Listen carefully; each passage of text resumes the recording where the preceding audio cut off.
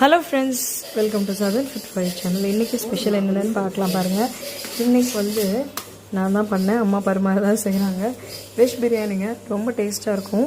நம்ம சேனலில் இதோட ரெசிபி இருக்குது.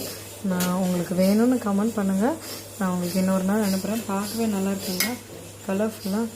எஸ்ங்க, இதுவும் இன்றைக்கி பாயில்டு எக்கு மட்டும்தான். பக்ரீத் இல்லை இன்றைக்கி. ஸோ நேற்று நான்வெஜ் இருக்கிறப்ப ஆக்சுவலாக அந்த பக்ரீத் ஐடியாவே மறந்துட்டோம் நாங்கள்.